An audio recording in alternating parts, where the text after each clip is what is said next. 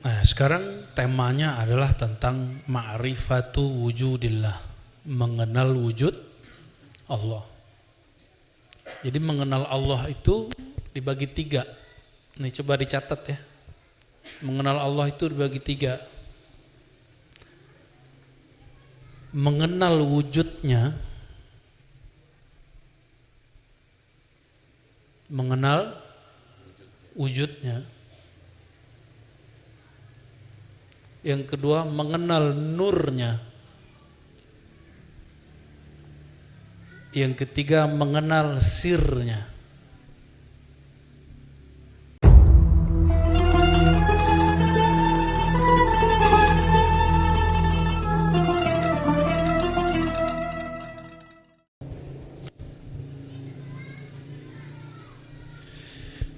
Nah, sekarang temanya adalah tentang ma'rifatu wujudillah, mengenal wujud Allah. Jadi mengenal Allah itu dibagi tiga. Nih coba dicatat ya. Mengenal Allah itu dibagi tiga.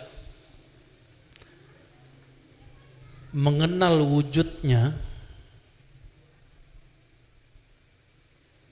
mengenal wujudnya. Yang kedua mengenal nurnya. Yang ketiga mengenal sirnya.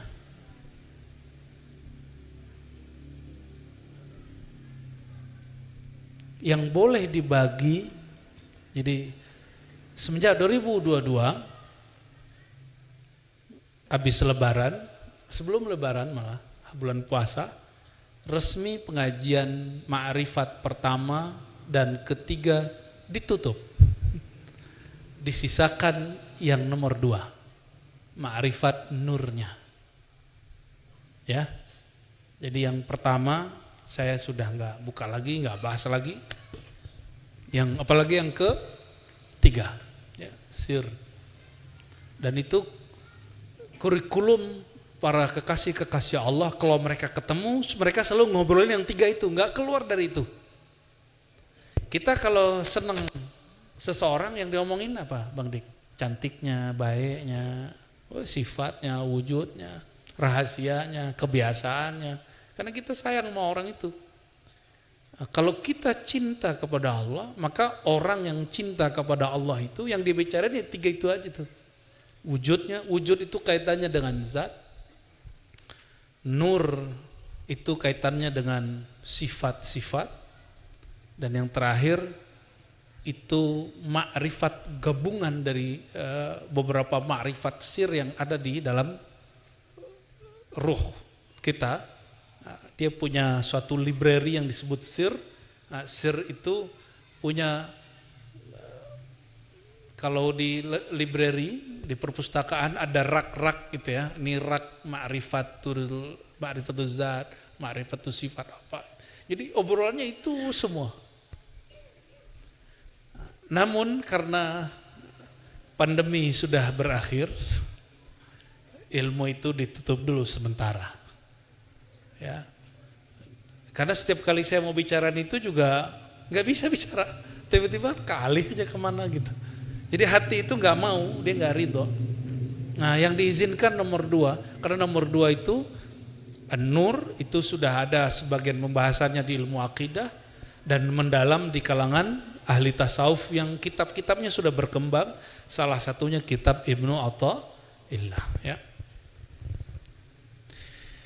Apa kata Imam Athaillah? Mimma yadulluka, di antara yang menunjukkan, dalil yang menunjukkan engkau terhadap wujud kehebatan Allah, wujudi qahrihi ta'ala. Jadi betapa hebatnya Allah, gitu maksudnya. Engkau terhalang menyadari wujudnya dengan sesuatu yang wujud yang menghalangi itu tidak ada di sisi Allah. Nyambung nggak? Ulangi ya, ulangi. Sebenarnya beberapa hal harus pakai whiteboard, cuma saya lagi malas saja pakai whiteboard. Allah wujud nggak? Dulu Allah sendiri apa sudah ada makhluk? Sekarang Allah masih sendiri nggak? Oke. Allah masih esa nggak sekarang? Betul nih. Antum ada kan? Kita wujud nggak? Kita wujud. Allah wujud. Apa bedanya? Dia benar-benar wujud dengan zatnya sendiri, sedangkan kita diwujudkan oleh selain diri kita. Maka dibagi dua wujud. Nah, ini buat peta di pikirannya. Nanti lain kali bawa note ya. Bawa note. Ada wujud wajibul wujud yang dia wujud dengan zatnya sendiri. Ada yang wujud bi ghairihi, bukan dengan zatnya tapi dia diwujudkan oleh yang lain. Nah, kita wujud sendiri atau diwujudkan oleh yang lain? Langit, malaikat, aras. Jadi nggak usah debat Allah di aras apa bukan. Kenapa? Aras itu diwujudkan, berarti tadinya ada nggak? Terus kenapa orang debat Allah bertempat di aras atau bukan? Itu perdebatan kurang level. Kita sekarang nggak debat begitu lagi, bro.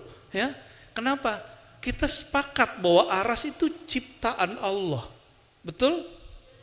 Dan Allah tidak mungkin menempel pada sesuatu yang menjadi ciptaan Dia. Allah tidak ada bersama yang Dia ciptakan. Nah, jadi aras itu ada nggak? Tapi Dia ada. Nah, maka ada wujud yang mutlak yaitu zat Allah, ada wujud yang tidak mutlak, yang wujud yang dibuat. Nah, dari sisi kemutlakan Allah, selain Allah dianggap ada atau tiada? Dari sisi Allah. Dari sisi Allah, Bang Dik ini ada nggak? Ada. Syirik. La ilaha illallah wahdahu la syarikalah. Tiada yang Tuhan yang berhak disembah kecuali Allah, yang tiada sekutu yang wujud bersamanya. Bang Dik ada nggak di sisi Allah?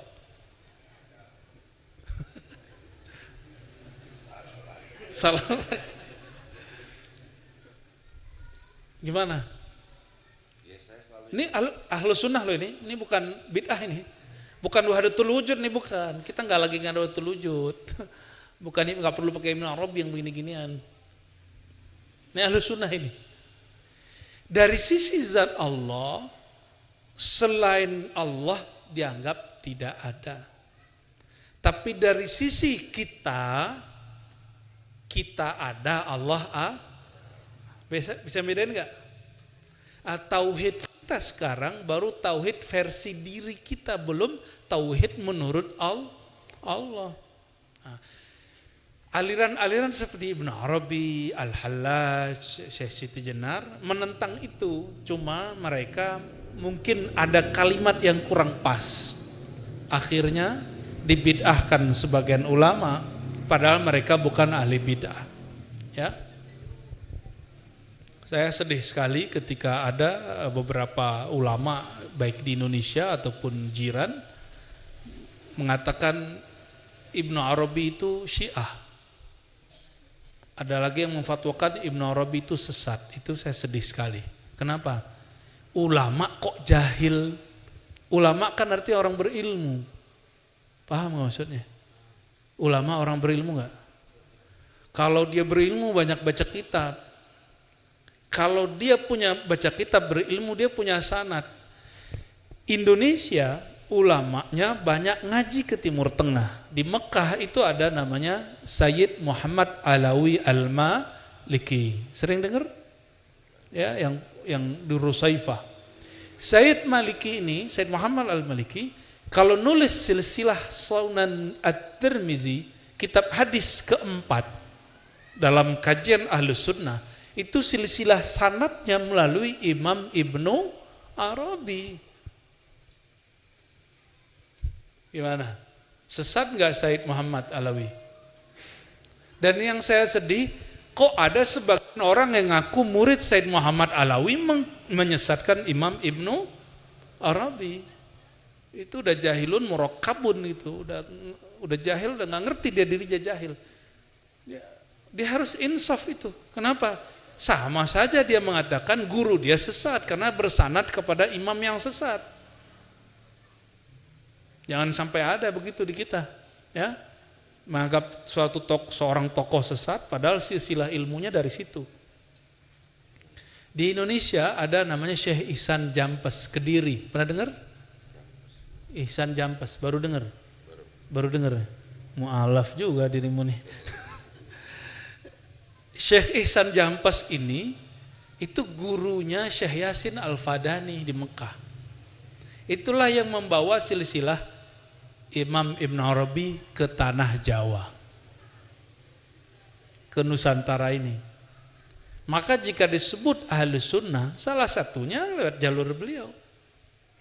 Ya, jadi teman-teman, kadang-kadang orang memfatwakan sesuatu yang tidak faham, berjamaah lagi ya. Nah, ini harus sudah revisi. Fatwa itu tidak suci, jika salah harus kita tentang. Ya, jika salah mesti kita kritisi. Siap nggak mengkritisi fatwa yang salah? Harus ya. Nanti kita tunjukin ada fatwa aneh-aneh itu. Dari zaman ke zaman loh. Ya. Baik teman, balik ke sini. Balik ke sini. Di antara kedahsyatan Allah, kehebatan Allah, Allah menirai, menghalangi kolbumu, pemahamanmu untuk memahami wujudnya dengan apa? Dengan sesuatu yang wujud itu tidak ada bersamanya.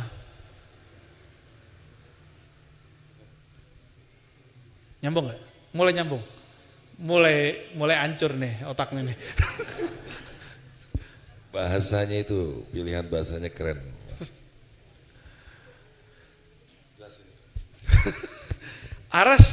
Aras itu makhluk. Kursiul wasi'u kursiyuhus samawati wal ard. Maha luas kursi Allah. Langit makhluk. Oke, surga makhluk.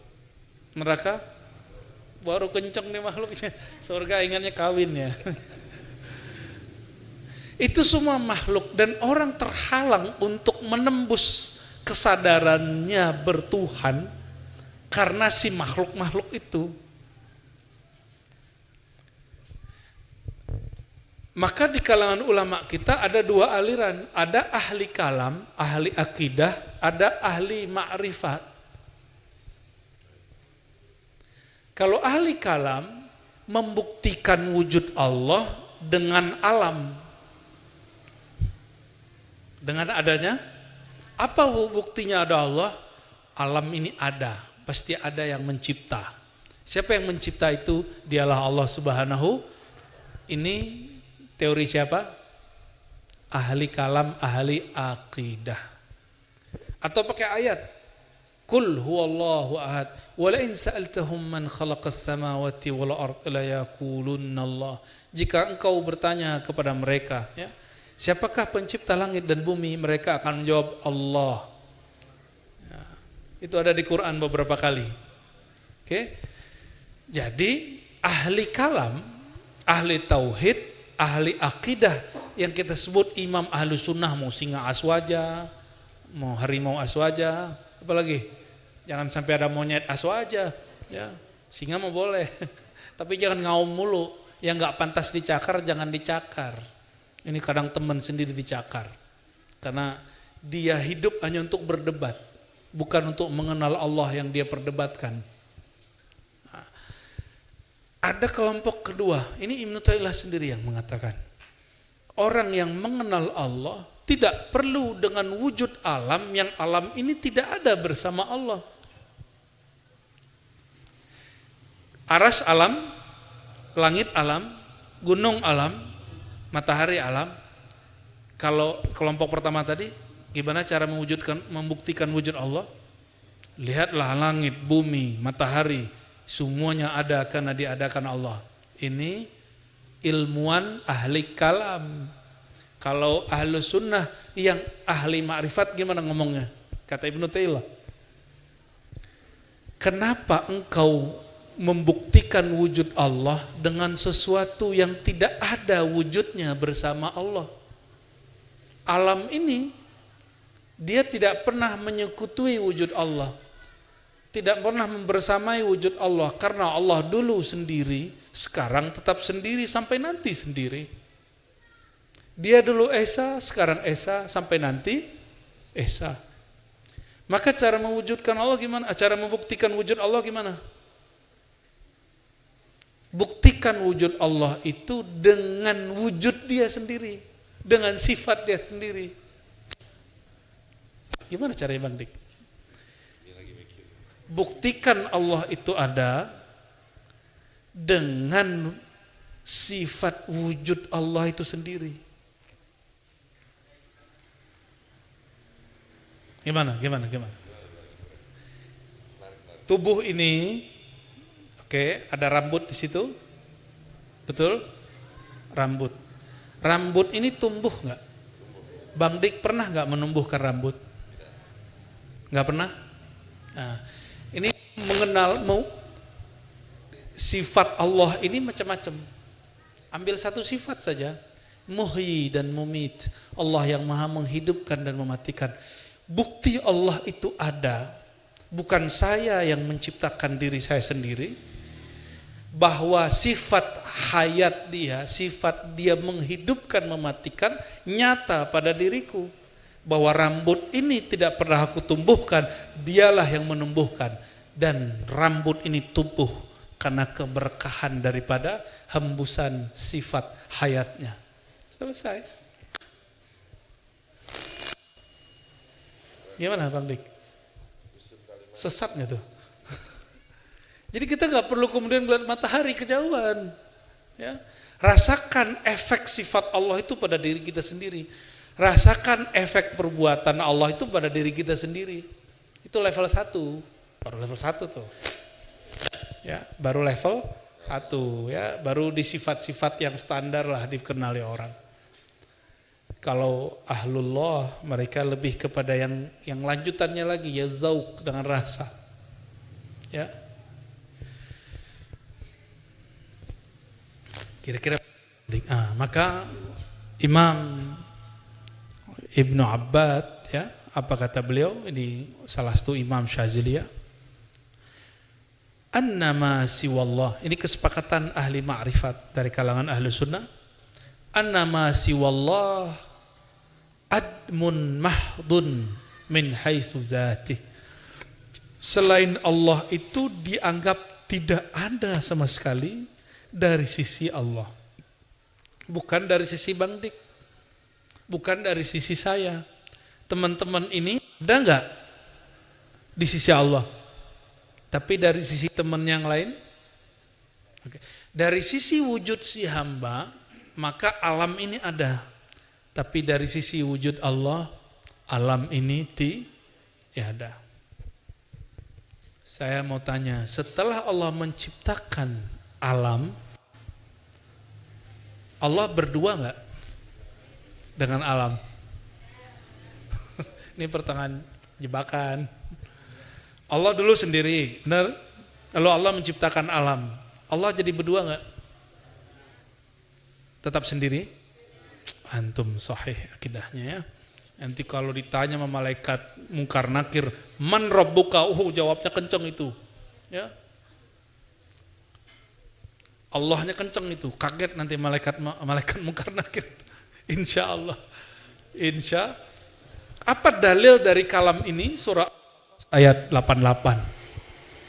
Kullu syai'in halikun illa wajhah. Segala sesuatu binasa kecuali wajahnya. Maka Bang Dik, kalau lagi melihat peran Allah pada si rambut, itu lagi nyaksiin wajah Allah. Maka wajah, ini yang masih boleh dijelaskan. Wajah Allah itu dilihat dari dua sisi. Tolong dihafalkan, satu wajah uluhiyah. Coba, wajah yang disebut wajah mana? Ini apa ini? Maka wajah itu sesuatu yang ditatap, itu wajah namanya. Apa yang diartikan wajah? Sesuatu yang ditatap. Sudah? Oke? Oke. Yang disebut wajah uluhiyah, wajhullah. Wajhullah disebut wajhullah, wajah uluhiyah. Ada dua, wajah uluhiyah, wajah rububiyah. Uluhiyah itu Allah menatap kepada dirinya sendiri. Di saat Allah menatap dirinya sendiri, maka keluarlah ayat ini. Segala sesuatu binasa kecuali hanya wajahnya. Ini wajah disebut wajah uluhiyah. Bukan wajah begini, bukan. Wajah di situ bisa diartikan zat. Bisa diartikan apa? Zat. Segala sesuatu binasa kecuali zatnya. Maka Allah menatap zatnya, itu istilahnya apa? Wajah uluhiyah. Ulangi. Allah menatap zatnya disebut apa? Karena Allah menatap zatnya, maka yang lain selain dia binasa. Paham? Oke. Ketika Bang Dik melihat rambut yang tumbuh, ya, tubuhnya bukan tumbuh tapi maju ya, perutnya. Ada kemajuan perut. Jadi tubuh kita bukan lagi naik tapi mengembang, ya. Betul ya? Tapi kuku kalau dipotong tetap aja tumbuh terus kan? Maka di saat kita menatap, ini bukan aku yang menumbuhkan, ini Allah yang menumbuhkan. Kita sedang menatap salah satu sisi dari wajah Allah, tapi bukan wajah uluhiyah. Karena sudah ada tubuh ini, sudah ada rambut. Apa itu? Wajah, sifat dan perbuatannya, yaitu Al-Muhyi wal-Mumit, yang maha menghidupkan, yang maha mematikan. Jadi yang disaksikan tetap Allah. Ahli kalam memandang tubuh, dia terhijab oleh tubuh ini. Tapi ahli marifat lihat tubuh, bukan tubuh yang terlihat, perbuatan Allah yang terlihat, sifat Allah yang terlihat. Yang dipandang sama, tapi cara pandang berbeda. Sama-sama ngeliatin Bang Dik. Kalau saya ngeliatin Bang Dik kayak abangku. Tapi kalau mas-mas ngeliat Bang Dik apa? Apa artis gitu ya? Orang gendut gitu ya? Kalau mbak-mbak apa nih? Aku rela yang jadi yang ketiga, yang keempat gitu ya. Mohon maaf, canda. Allahumma sholli ala Muhammad wa ala alihi wasallam. Enggak berat toh pengajian malam ini? Berat. Ini yang masih boleh di sharing. Yang boleh ini kita ulang terus biar rohani kita bahagia. Ya. Ciri-ciri cinta kepada Allah, duduk ngapain? Ngomongin Allah. Ya. Ngomongin Allah, nggak ngomongin apa-apa. Ya sesekali ngomongin yang lain. Ahlullah itu kemana aja dia duduk nih ngomongin Allah. Ya. Atau ngomongin kekasih Allah, ngomongin pewaris ilmu kekasih Allah. Maka doakan nanti teman-teman ribat sebagian ya besok perjalanan 100 hari ayahanda saya dan sekaligus ziarah ke silsilah Thariqat Naqsyabandiyah di Sumatera ya, Sumatera Barat khususnya. Doakan kami lancar-lancar aja. Amin. Karena di sana sini tentu ada saja kendala pastinya. Karena orang-orang Sumatera Barat khususnya belum terbiasa dengan tradisi ziarah. Gak kayak orang Jawa, orang Banten, orang Sunda itu dengan ziarah itu udah biasa. Seneng kalau mbahnya, gurunya diziarahi. Kalau ini malah enggak, kita ziarahin malah dihalangin kadang sama anaknya, keturunannya. Itu kita juga bingung. Loh kita mau menziarahi ulama kita yang merupakan kakek dia, ya mungkin atuk dia, tapi dia malah kemudian menghalang. Kita juga heran ya. Tapi nggak ada masalah.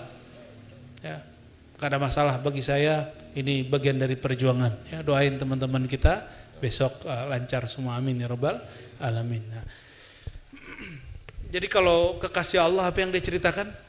menceritakan Allah. Kalau kekasih duit yang diceritain duit, gimana cari duit. Kalau kekasih manusia yang diceritakan, ya si manusia itu. Begitulah terus. Nah, ahlullah, kekasih-kekasih Allah, dia melihat manusia, lihat duit itu bukan si manusia dan si duitnya. Kalau ahlullah melihat duit, yang dilihat adalah sifat Allah maha memberi rezeki dan membuat kekaya. Jadi mereka kalau sudah begitu boleh kaya. Kalau enggak boleh kaya dulu, zuhud dulu. Ya, baik. Saya tanya lagi sebelum kita pindah bab. Allah dulu sendiri? Setelah menciptakan alam, Allah menjadi sendiri atau menjadi dua? Betul nih? Serius nih? Ya, benar. Ya, maka hubungan kita dengan Allah itu ada dua. Ini yang kita ulang, mungkin saya ngulangnya udah puluhan kali. Surat Shad ayat 27, surat Shad 72 ya. Surah Al-Hijr ayat 27 ya. Bahwa Allah itu hubungannya dengan kita dua. Aku menciptakan manusia dari tanah, lalu setelah sempurna si tanah itu wadahnya, aku hembuskan rohku, yaitu Ruhullah Ahmad. Maka untuk mendekat kepada Allah ada dua jalur, satu penciptaan, satu hembusan. Penciptaan itu jalurnya menjalankan syariat. Sedangkan hembusan Allah, hembusan Ruhullah itu dengan makrifat. Gitu ya. Emang malam ini agak sedikit berat ini. Jadi kita kalau ke Allah gimana cara hubungannya? Satu, hubungan hamba yang dicipta dengan pencipta, hubungannya menjalankan apa? Syariat. Tapi jangan berhenti di situ. Berhenti di situ ibadah terasa beban. Cuma kalau antum nggak mau naik ke yang kedua nggak apa-apa, kita nggak maksa juga. Tapi jangan ingkari ilmu ma'rifat, cukup uskut, tadri. Kalau nggak paham diam, jangan ingkar supaya tidak diharamkan Allah mendapatkan rahasia ini. Gitu. Yang kedua, ma'rifat. Jadi yang pertama bersyariat, yang kedua ma'rifat. Oleh karena itu hamba yang disebut al-insan al-kamil, dia mesti bersyariat, dia mesti berma'rifat. Kalau kurang ma'rifatnya, berarti dia menyembah, tidak tahu yang dia sembah kecuali hanya sebatas zat yang nyuruh-nyuruh, yang ngancam dengan neraka, yang ngasih iming-iming dengan surga. Itu hubungan penciptaan. Jadi kalau nyembah Allah itu hubungannya cuma hubungan penciptaan, ibadah antum nanti jadi hambar. Tapi kalau menyembah Allah dengan ma'rifat, muncullah cinta. Muncullah rasa cinta. Itu bedanya ya. Nah, kita dua paket ma'rifat ini kita ajarkan. Dua paket jalan ini, jalan yang pertama, jalan yang kedua, dua-duanya diribat insyaallah diajarkan. Kita enggak satu-satu ya. Insyaallah. Ada sebuah hadis di Sahih Bukhari. Nabi mendendangkan syair yang didendangkan orang. Ini Nabi ini suka juga dengan syair. Ada seorang penyair namanya Labid. Nabi lagi kerja bakti, Bang Dik. Nabi ini suka kerja bakti. Lagi kerja bakti Nabi mendendangkan ya. Asdaqu kalimatin qalaha syair ala kullu ma khalallahu batil. Apa kata Nabi? Ya kalau didendangkan kira-kira terjemahannya seindah-indah kalimat yang dinyanyikan, didendangkan oleh seorang penyair seniman adalah segala sesuatu selain Allah tiada. Jadi ajaran tentang bahwa Allah itu hanya sendiri dan selalu sendiri, itu ajaran langsung dari Quran dan sunnah. Siapa yang meyakini dirinya ada bersama Allah, syirik. Yang meyakini surga neraka ada bersama Allah, dia syirik. Karena surga neraka itu makhluk, Allah itu khalik. Tapi kalau dia mengatakan surga neraka ada, diadakan oleh Allah, baru akidah dia benar. Oke. Seandainya surga neraka tidak Allah ciptakan, jangan begini Bang Dik, kalau Bang Dik ngomong seandainya surga neraka nggak ada, nanti sama kelompok saklek dibilang Bang Dik kafir. Loh, surga neraka ada, ente kok tolak? Robiah Adawiyah nggak ngomong gitu. Robiah Adawiyah mengatakan seandainya Allah tidak menciptakan surga, tidak menciptakan neraka, apakah engkau masih mau menyembahnya? Nah, kalau bab penciptaan, menyembah Allah karena diancam, menyembah Allah karena harap pahala, boleh nggak? Boleh. Tapi itu baru tauhid khalqiyah, tauhid penciptaan, atau tauhid rububiyah. Belum sampai kepada tauhid zat, mentauhidkan zat Allah Subhanahu wa ta'ala. Seandainya Allah tidak ciptakan surga dan tidak ada namanya bidadari, Bang Dik masih mau sholat tahajud nggak? Jadi Sufyan Ats-Tsauri, dia pernah tertidur dari tahajudnya.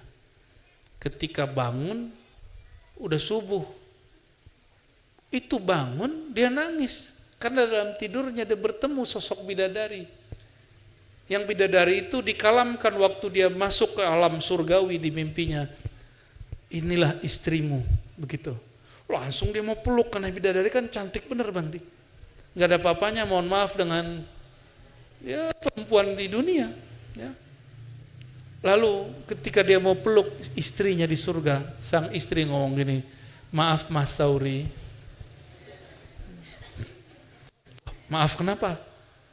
Maharmu ketinggalan. Loh, maharnya apa? Biasanya engkau kirim mahar malam ini, yaitu tahajud, tapi engkau tertidur. Bangun dia nangis, semenjak saat itu dia gak pernah tidur lagi malam hari sampai mati. Imam Sufyan Ats-Tsauri. Kira-kira gimana tuh nasib kita tuh? Bidadari itu kalau meludah di muka bumi, seluruh permukaan bumi harum bau kasturi. Kalau Bang Dik ngeluarin air ludah, bau jigong Bang Dik.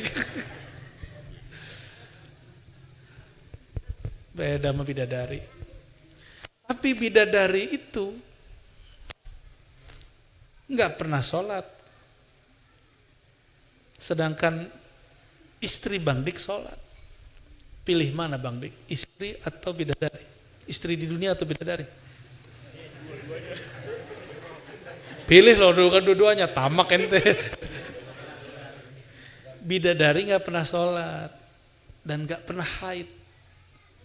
Istri Bang Dik haid kan? Tapi dia sholat. Gimana tuh? Pilih mana? Pilih salah satu. Ini disiarin gak nih? Jawab dong. Ya kan, untuk menemukan bidadari yang cantiknya, tidak terbasuh air wudhu itu, bagaimana sikapku di dunia ini menyintai istriku dengan baik-baiknya gitu. Alhamdulillah. Semoga didengar istrinya ya. Kan salah lagi. Salah pula. Taib. Jadi teman-teman semua gak usah terlalu nafsu dengan surga. Masuk surga itu nggak pakai nafsu, tapi pakai rahmat Allah. Benar toh dalilnya sahih nggak nih?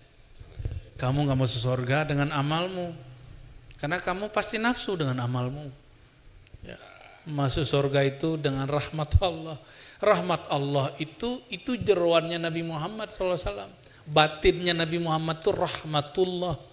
Benar nggak?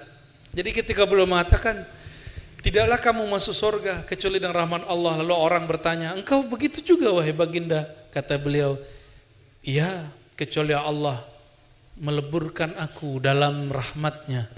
Ini yang nanya belum aware juga ini. Padahal maksudnya akulah sang rahmat itu. Jadi kalau diterjemah gimana? Tidaklah kamu masuk surga dengan amalmu. Kamu masuk surga semuanya dengan syafaatku. Karena nabi-nabi terdahulu nggak boleh memasukkan umatnya masuk surga kalau Nabi nggak izin. Hatta Nabi Adam nggak boleh masuk surga lagi kalau Nabi Muhammad SAW nggak izin. Itu yang disebut birahmatih. Sahabat terhijab dengan zahirnya tubuh Nabi Sayyidina Muhammad bin Abdullah.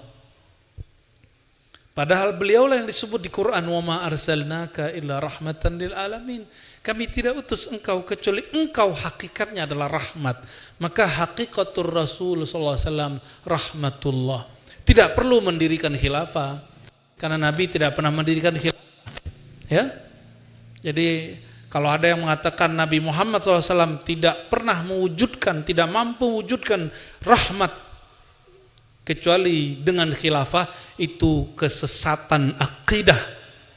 Kesesatan akidah. Kenapa? Nabi belum lahir sebagai Muhammad bin Abdullah sudah rahmat. Dan Nabi secara ilmu sejarah tidak pernah buat khilafah. Yang buat khilafah para sahabat. Karena khilafah artinya kekuasaan penerus pengganti kekuasaan Nabi Muhammad sallallahu alaihi wasallam yang berdasarkan syariat. Nabi Muhammad sumber syariat, maka Nabi yang dibuat negara kenabian, bukan negara khilafah. Khilafah sahabat yang buat. Jadi tolong diluruskan ya, sang rahmat itu adalah baginda Nabi Muhammad sallallahu alaihi wasallam. Ini penting sekali teman-teman ya. Beliau mengatakan kuntu awwalan nabiyyin fil khalq. Akulah nabi pertama di kalangan makhluk. Maka dalam ajaran Ahlus Sunnah yang diyakini oleh para ahli ma'rifat, makhluk pertama itu Sayyidina Muhammad sallallahu alaihi wasallam, nurnya. Nur itulah isinya rahmat. Nur itu isinya rahmat. Maka orang yang mendapatkan percikan rahmatnya Sayyidina Muhammad SAW, pasti dia punya adab membicarakan Nabi Muhammad SAW. Dan betapa banyak hari ini orang membicarakan beliau tidak beradab ya. Nauzubillah min dzalik. Saya mau tanya Bang Dik, dari sisi Allah, selain Allah tiada, tapi dari sisi makhluk ada wujud makhluk, ada wujud Allah. Oke. Lalu ada ayat la tudrikuhul absar, surah Al-An'am. Dia tidak dapat dicapai oleh pandangan, benar? Tapi dia meliputi semua pandangan. Terus gimana dengan Nabi Muhammad SAW di malam Mi'raj? Katanya memandang Allah.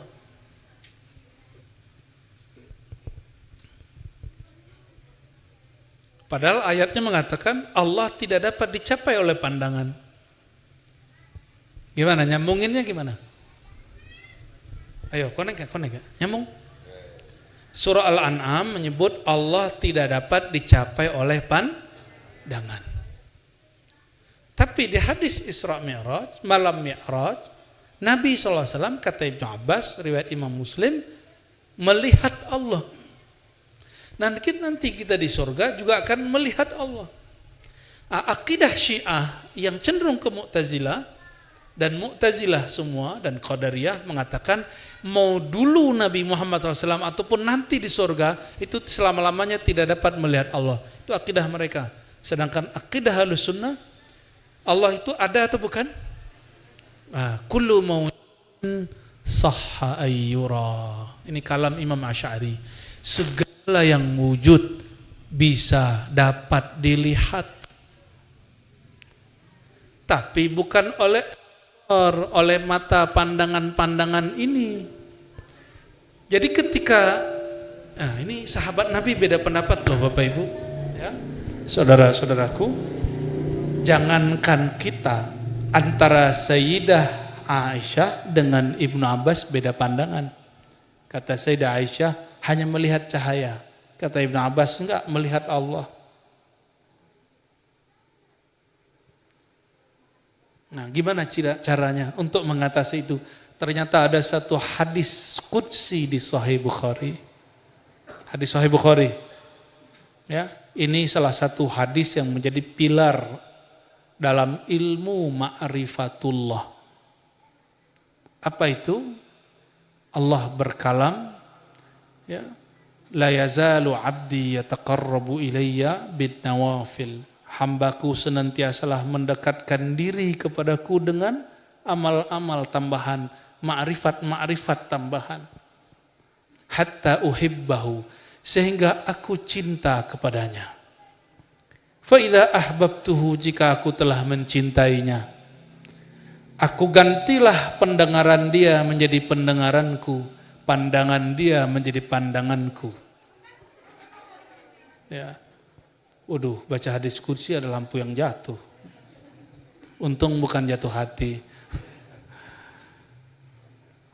Coba ulangi hadisnya. Apabila aku mencintai sang hamba, aku ubah pendengarannya menjadi pendengaranku. Pandangan dia menjadi pandanganku. Oleh Imam Hakim Tirmizi, beliau punya sanad sendiri kepada Rasulullah, ditambahin. Fuadnya berfikir, bertafakkur itu dengan fuadku. Kalamnya berkalam dengan kalamku. Apa maksudnya? Oh, ternyata babnya bab cinta. Allah kalau jatuh cinta kepada hamba, maka hambanya disebut Habib, Al-Habib. Yang bergerak Al-Habib secara mutlak hanya Sayyidina Muhammad SAW. Habib-Habib hari ini cuma dapat berkah darah sang Al-Habib. Maka Al-Habib hari ini secara batiniah belum tentu Habib, mohon maaf para Habib. Secara darah iya, darah Sayyid sebenarnya, belum semua Sayyid itu disebut Habib. Habib itu makom baginda Nabi Muhammad SAW. Makom apa? Makom ditukarnya sifat kemanusiaan dia dengan sifat nur rububiyahnya Allah. Sehingga dia memandang bukan lagi dengan pandangan dia, tapi Allah lah yang memandang saat itu. Kenapa? Jika telah nyata Allah pada seseorang, dia tidak lagi memandang dengan matanya.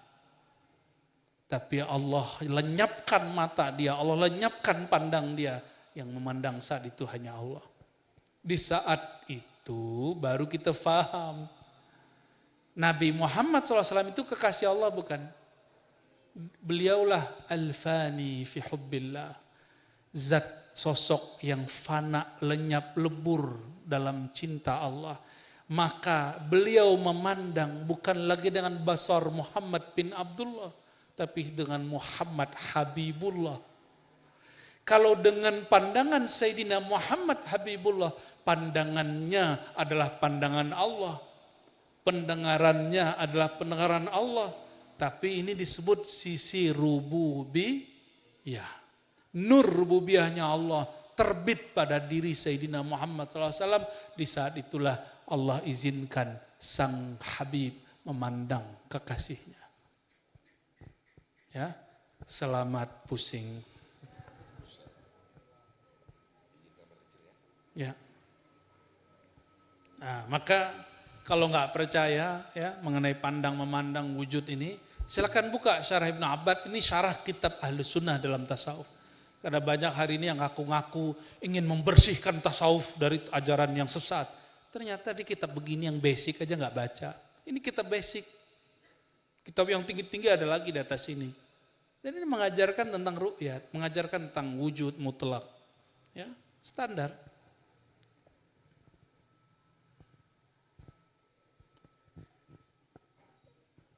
Imam Syazili, kakek guru dari Ibnu Athaillah, pernah mengisahkan tentang dirinya dileburkan ke dalam nur sang Habibullah.